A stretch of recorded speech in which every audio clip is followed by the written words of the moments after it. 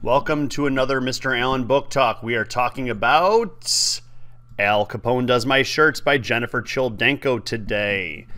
This book is set in 1935 and it takes place on Alcatraz, which is a legendary American prison. It's on an island off the coast of San Francisco, and so at the time in the 1930s, the most legendary, horrific criminals were put on this island because it was such a rough prison and it was very, very hard to escape from. So some famous real criminals were Machine Gun Kelly and Al Capone, obviously, from the title of the book. And the title comes from the fact that the prisoners would work in the laundry, and the protagonist, so like, you know, Al Capone was doing the laundry for the protagonist and his family, who ended up moving to Alcatraz to live on the island so that the protagonist, Moose's father, could work there as a prison guard.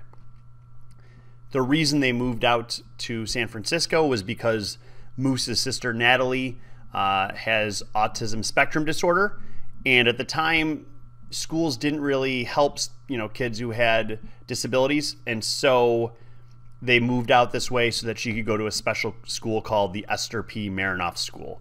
And the book it's a little bit longer of a book, but it's a really enjoyable read. It has some funny parts, it has some heartwarming parts, and it's just a lot of fun. It's a really, really great read. So you should definitely check it out. And right now I'm going to read a short excerpt from early in the book. And as you can see right away, the chapters start off by having a title as well as the date in which it takes place. Devil's Island, Friday, January 4th, 1935. Today I moved to a 12-acre rock covered with cement, topped with bird turd and surrounded by water. Alcatraz sits smack in the middle of the bay, so close to the city of San Francisco I could hear them call the score in a baseball game on Marina Green. Okay, not that close, but still. I'm not the only kid who lives here. There's my sister Natalie, except she doesn't count. And there are 23 other kids who live on the island because their dads work as guards or cooks or doctors or electricians for the prison, like my dad does. Plus, there are a dozen of murderers, rapists, hitmen, conmen, stick-up men, embezzlers, connivers, burglars, kidnappers, and maybe even an innocent man or two, though I doubt it. The convicts we have are the kind other prisons don't want. I never knew prisons could be picky, but I guess they can. You get to Alcatraz by being the worst of the worst, unless you're me. I came here because my mother said I had to. I want to be here like I want poison oak on my private parts, but apparently nobody cares because now I'm Moose Flanagan, Alcatraz Island boy. All so my sister can go to the Esther P. Marinoff School, where kids have macaroni salad in their hair and wear their clothes inside out, and there isn't a chalkboard or a book in sight. Not that I'd ever been to the Esther P. Marinoff, but all of Natalie's schools are like this. I peek out the front window of our new apartment and look up to see a little glass room lit bright in the dark night. This is the dock guard tower, a popcorn stand on stilts where somebody's dad sits with enough firepower to blow us all to smithereens. The only guns on the island are up high in the towers or the catwalks, because one flick of the wrist and a gun carried by a guard is a gun carried by a criminal. The keys to all the boats are kept up there for the same reason.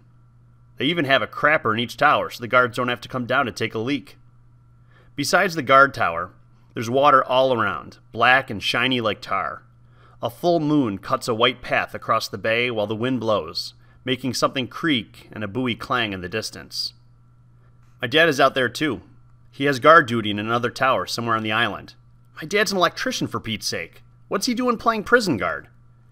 My mom is in her room unpacking, and Natalie's sitting on the kitchen floor, running her hands through her button box. She knows more about those buttons than it seems possible to know. If I hide one behind my back, she could take one look at her box and name the exact button I have. Nat, you okay? I sit down on the floor next to her.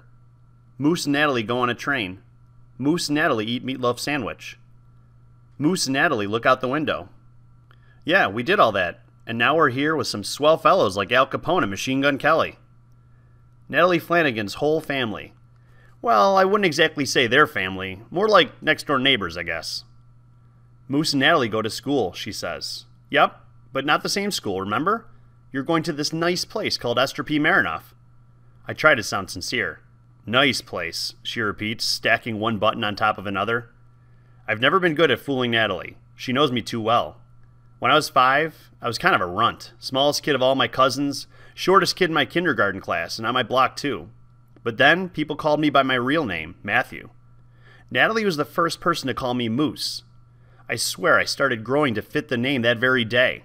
Now I'm 5'11.5", as tall as my mom and a good 2 inches taller than my dad. My father tells people I've grown so much, he's going to put my supper into pickle jars and sell it under the name Incredible Growth Formula. I think about going in my room now, but it smells like the inside of an old lunch bag in there. My bed's a squeaky old army cot. When I sit down, it sounds like dozens of mice are dying an ugly death. There's no phonograph in this apartment, no washing machine, no phone. There's a radio cabinet, but someone yanked the workings out. Who gutted the radio anyway? They don't let criminals in here, do they? So I'm a little jumpy, but anybody would be. Even the silence here is strange. It's quiet, like something you can't hear is happening. I think about telling my best friend Pete about this place. It's the Devil's Island, doo-doo-doo, Pete would say in a deep, spooky voice like they do on the radio. Devil's Island, doo-doo-doo, I whisper, just like Pete. But without him, it doesn't seem funny. Not funny at all. Okay, that's it. I'm sleeping with my clothes on. Who wants to face a convicted felon in your pajamas? So as you can see, it has a lot of funny parts and kind of funny language, some slang in there. It's not the easiest read, but it really is a good book, and I recommend you check it out. If you like this book review, click like and click subscribe and keep on reading!